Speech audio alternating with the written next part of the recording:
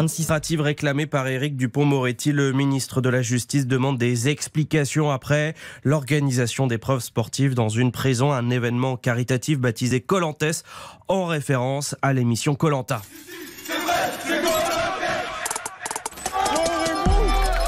C'était fin juillet à la prison, on l'entend, de Fresnes. Bonjour Alice Moreno.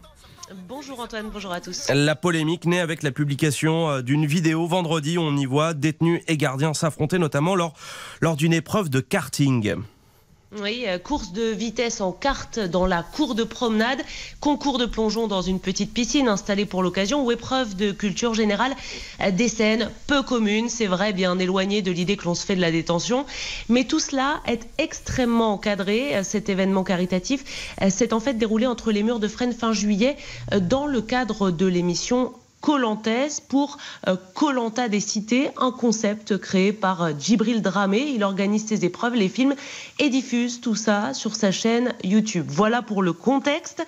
Au début de l'émission, l'organisateur a quelques mots en avant-propos. Toutes les personnes qui sont ici à Fresnes le sont pour une bonne raison, rappelle-t-il. Mais il demande à ce qu'on ne mette pas de côté les détenus, qu'on ne les déshumanise pas.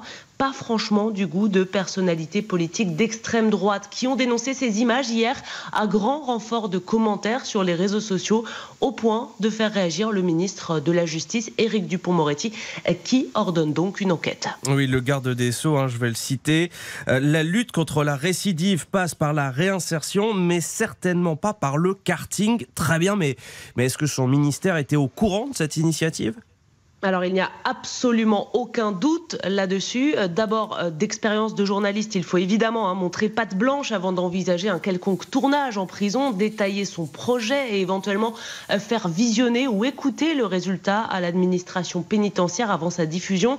Ensuite, cette émission Koh-Lantès fait participer les surveillants de la prison qui constituent une équipe et le directeur de l'établissement lui-même apparaît à la fin du film pour désigner les vainqueurs. La hiérarchie est donc clairement alerté, participe même, mais le ministère de la Justice se désolidarise en partie, précise que dans le projet tel qu'il avait été présenté, n'apparaissaient pas les activités telles qu'elles se sont révélées dans cette vidéo, notamment celle de karting. Et Alice, pour qu'on soit bien clair, des épreuves sportives, des activités culturelles, on en voit tous les jours en prison.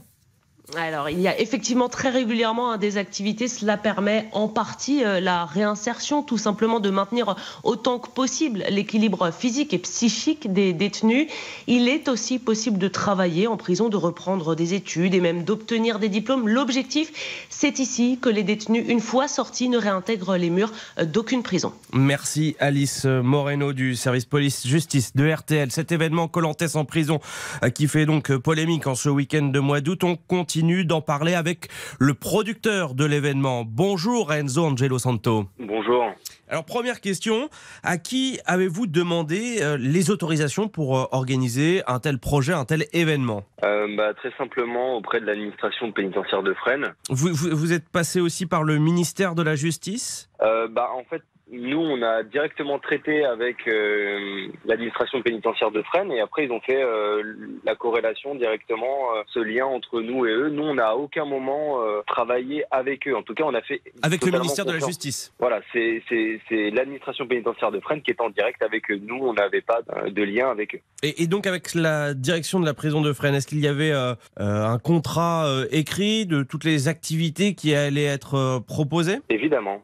On est passé par différents comités, des débats autour de notre message, la ligne éditoriale à respecter, le type d'épreuve, tout a été validé. Il y a même eu, pour ceux qui ont regardé la vidéo, c'est à but associatif, donc il y a 3 associations en jeu. Chaque équipe défendait une association, donc il y a une convention d'établi, il y a une liste d'épreuves qui a été validée, il y a une liste du matériel qui a été fourni et qui a également été validée. Nous, on a simplement exécuté des choses qui ont été validées. Et est-ce que la vidéo diffusée par le site Combini, est-ce qu'elle a été validée aussi par la direction de la prison de Fresnes ? Écoutez, je me doute. Toute diffusion d'une vidéo rapportant des images de l'administration pénitentiaire, évidemment, qui s'est passé entre leurs mains. Après, moi, j'ai pas traité avec eux. Nous, simplement, le lien qu'on avait avec Combini, c'est qu'ils étaient présents sur place. On nous a dit, il y aura des médias, faites votre show, quoi, entre guillemets. Comment les détenus ont-ils été sélectionnés pour participer à ces épreuves ? Alors, la sélection des détenus a été faite entièrement par l'administration pénitentiaire de Fresnes en direct. On avait un cahier des charges, évidemment, vous mettez à notre place. On ne voulait pas avoir d'affiliation avec un détenu qui avait commis quelque chose de grave. Est-ce que vous saviez les peines pour lesquelles ils avaient été condamnés ? Non, à aucun moment on était au courant des peines de chaque participant. On avait simplement dit typiquement le profil qu'on souhaitait. Quel était ce profil alors ? Je pense que c'est des discussions qu'on a eues en interne que je vais pas évoquer ce jour-là, mais voilà, on voulait que ça soit des participants le mieux insérés dans la société, en tout cas du moins sur la voie de la réinsertion. Exactement, et puis en fait, il faut savoir que l'ensemble des détenus qui étaient présents lors de cet événement étaient tous scolarisés. Il y en avait même un qui était en master, l'autre en BTS, il y en a un qui a repassé son bac. On voyait ça plutôt comme une récompense finalement envers ces personnes-là qui sont sur le bon chemin, on va dire. Enzo Angelo Santo, donc vous êtes le producteur de ces événements Kolantes. Est-ce que vous comprenez tout de même que ça puisse choquer ces images de détenus qui font du karting dans la cour d'une prison ? Non, moi c'est pas des images qui me choquent. Évidemment, c'est controversé, c'est quelque chose de nouveau. Ça reste, comme je disais, des épreuves loufoques, mais en aucun cas c'est choquant. Moi, je suis plus choqué à l'idée de savoir qu'il y a des rats, que des détenus vivent dans de la moisissure, qui sortent qu'1 heure par jour. C'était un événement bienveillant, ça s'est très bien passé, il n'y a pas eu de débordement. Je vais pas citer toutes les réactions virulentes au sein d'une certaine partie de la classe politique, mais il y a aussi les syndicats de police qui ont fermement réagi, dont le syndicat des cadres de la CFDT. Je les cite, la prison doit favoriser la réinsertion, mais doit-elle se transformer en centre de loisirs ? Qu'est-ce que vous répondez à cette question posée par le syndicat des cadres de police de la CFDT ? Résumer notre action par c'est un club med, etc., je pense que c'est totalement faux.